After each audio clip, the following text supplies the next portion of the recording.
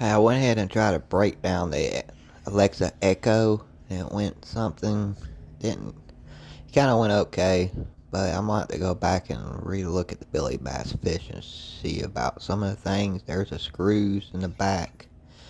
That's been bothering me for a while. I thought they were Phillips head, but I had to get this new screwdriver to be able to take those out. So the screwdriver did work.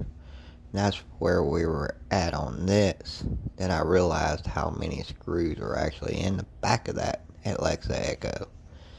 So it took me a minute to figure out how to take all that apart. If you look at it, there's the speaker, and there's one of the circuit boards, and the wire, I still got the power in there. But I think that's because I went back and I rechecked it to see if it would still work. So, yeah, it was working at that point. So, yeah. And so I went through, and here's a screwdriver that I bought for it.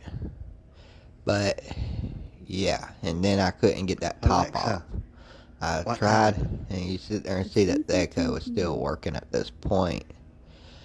But it was a headache. And then I ended up getting the top off. There were some screws bedded down in the top of it that I ended up finding to be able to get that out. And here's taking that first board out. And if you look at it, that was where it was standing up. The ribbon was still in. And then I had to figure out how to take that ribbon part from it. That's where the ribbon got taken apart. And that ribbon's a headache because it's not really going in back right like it should, but that's where I showed that that piece went on top of it. You gotta screw that off.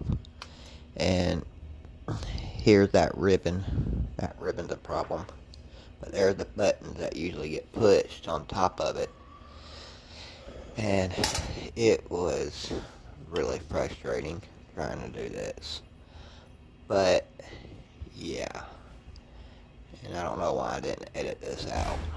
But yeah, and that's where I'm sitting there showing that ribbon. That ribbon just doesn't want to go back in. I think by the Billy Bass Fish, I think you're supposed to super glue it back on, or you're supposed to scotch tape it back on. I have to go back and really look at the Billy Bass Fish instructions to look at that. The speaker doesn't want to come out, so I'm about to get some subwoofers to try to put to it to be able to get sound to come